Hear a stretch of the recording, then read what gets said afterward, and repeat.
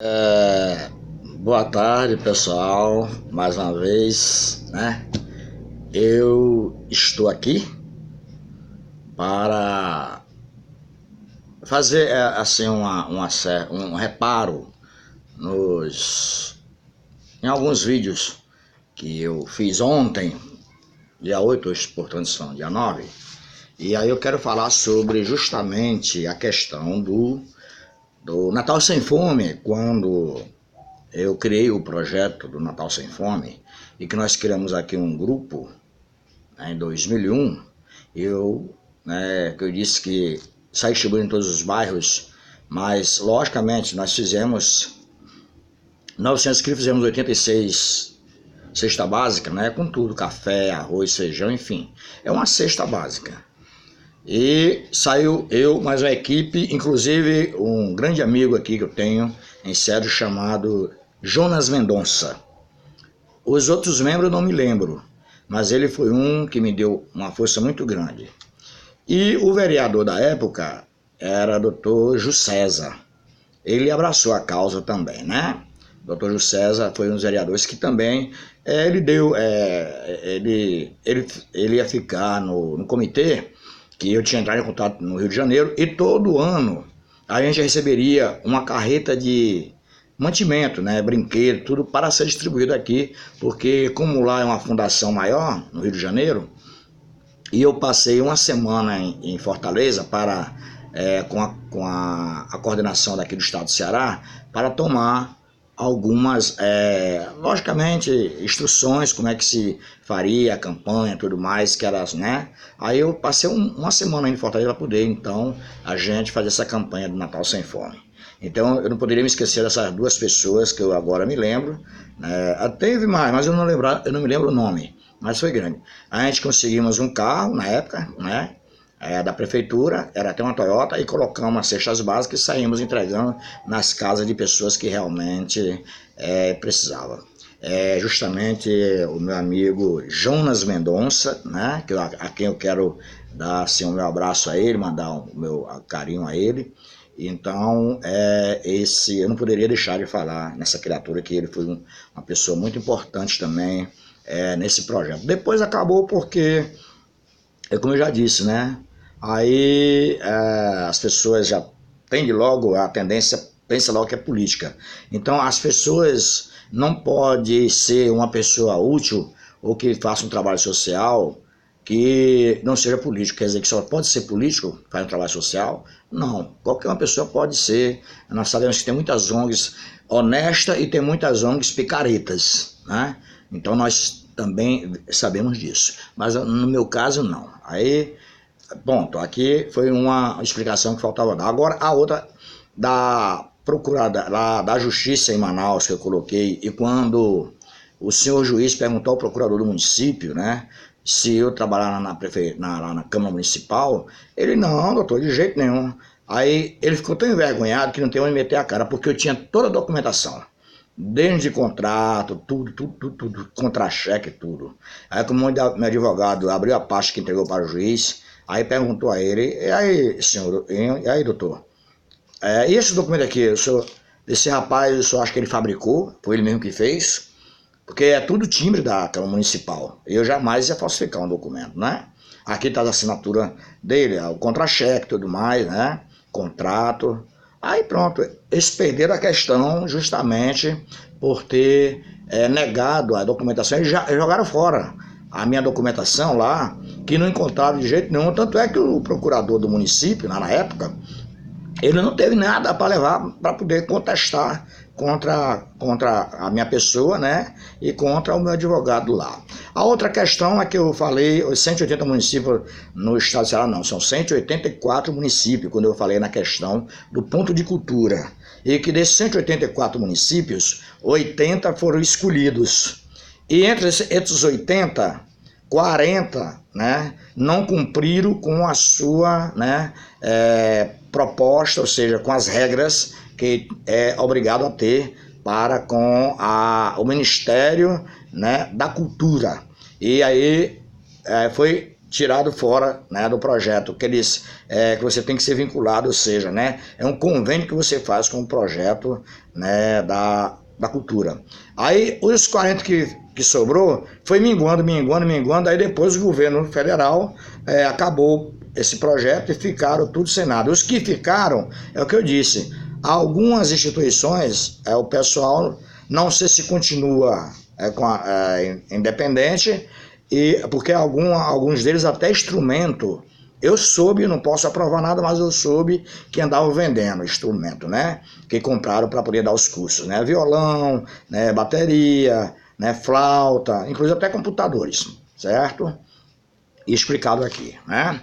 Agora eu quero falar sobre a literatura de cordel. Nós sabemos que todo ano em Paraty, estado do Rio de Janeiro, né? Na cidade lá promove o Festival de Livros, né?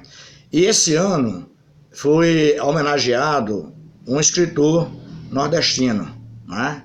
Então, eu não estou me lembrado agora o nome dele, mas é muito conhecido no meio da cultura, enfim, nos meios escolares, né? Então, eu tenho aqui, é interessante que todo município que tem esse projeto em sala de aula, os alunos desenvolvem mais o seu intelecto, porque nós temos uma dificuldade muito grande no Brasil, que é a interpretação de texto. E o cordel serve muito bem para fazer esse trabalho de interpretação de texto, porque você lê, né, os versos e tudo mais, aí tudo bem. Aqui tem esse projeto aqui, ó, chamado, né, ó, esse projeto aqui, ele tem um nome, né, Cordel na Sala de Aula, que foi um projeto elaborado pelo SESC do Ceará, Seminário de Educação, né, do SESC, né, do SENAC, do SESC Cariri. Então, alfabetização, né, e pessoas, né, democratizado a leitura, né, democratizado as pessoas, né, democratizando a leitura. Então, um projeto que o SESC lançou, e para você ter uma ideia, eu revelei talentos em sala de aula. Alguns alunos estavam adormecidos. Não significa que uma sala de aula todinha tem que ser cordelista, não. Mas você vai depender da aptidão de cada um, né? Então, eu consegui em sala de aula, realmente, revelar talentos. No EJA, que já é da pessoa da menor idade, revelei talentos no EJA, que por sinal até eles fizeram um livrinho. Esse livro aqui, ó, do governo federal, Língua Portuguesa, veja bem, como alguns gestores ignoram esse trabalho tão importante que em outros estados dão mau valor. Então, voltando para Paraty, esse ano foi dedicado à literatura de cordel, certo? Enquanto muitos rejeitam e acabam um projeto tão importante nas escolas, né? E a outros estados, a maioria dos estados, aonde eu chegar, fora daqui do Cedro, eu vou conseguir um espaço, né, na escola para dar aula de literatura de cordel, né? Então, mas aqui, infelizmente, nós não tivemos a mesma sorte, porque com o passar do tempo, né, não sei por que razão, a secretária e o gestor passou a não mais fazer esse trabalho em sala de aula, achando que não é importante. No entanto, todas as escolas que têm esse projeto em sala de aula, elas são bem sucedidas. Os alunos que participam do projeto melhoram a sua leitura, não é? Eles melhoram a sua leitura e também, né, melhora o seu vocabulário e a interpretação de texto, que é um dos gargalos, né, nas escolas, né, para alguns alunos. E os professores tentam de todas as formas, né, ajudar como pode, não é isso? Então tenho aqui, esse livro é o da 4ª série, né, e então o governo federal, na época, ele entendeu que era muito importante a literatura de cordel, né, em sala de aula. Então, por isso que eu quero mostrar aqui, né, alguns trechos, né, do livro que tem a literatura de cordel como um aliado importante para o aluno. Tá aqui, ó. Língua portuguesa, né? Aqui, ó. A língua portuguesa, certo? E aqui tem olha, aqui é literatura de cordel, tá vendo? Literatura de cordel, nesse livro da língua portuguesa, da 4ª série, né? Então aqui nós temos aqui mais alguma coisa que fala sobre a literatura de cordel, né? No finalzinho aqui nós falamos sobre a literatura de cordel que termina, tem alguns versos de Patativa do Assaré, não é? Aqui nós temos, aqui por exemplo, né? Aqui nós temos aqui a figura, né? Um dos grandes poetas que o Ceará já teve, Patativa do Assaré. E algumas palavras aqui, né? Historinhas contadas em literatura de cordel. Tá aqui, ó. Literatura de cordel, né?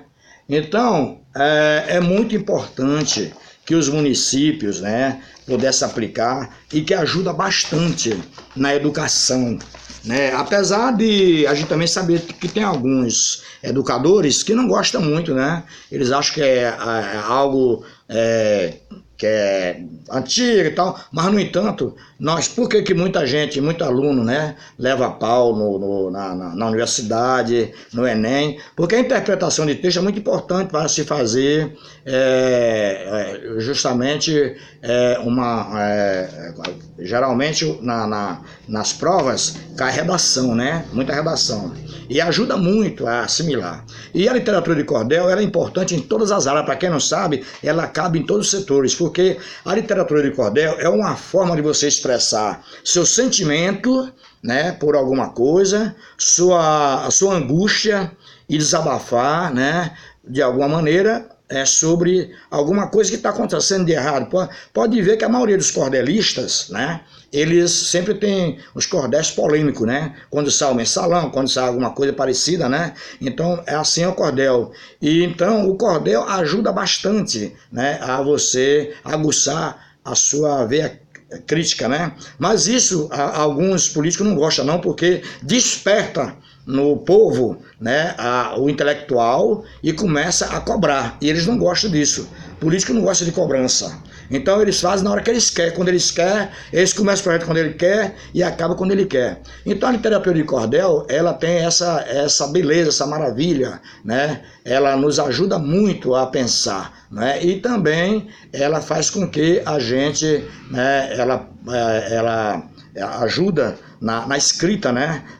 A você realmente fazer aquilo que você pensa, né? Até uma historinha da sua rua e tudo mais. Então, isso é a literatura de cordel. Portanto, está explicado algumas coisas que eu não expliquei ontem, então estou corrigindo agora aqui nesse vídeo. Meu boa tarde, portanto, hoje dia 9, sexta-feira, né?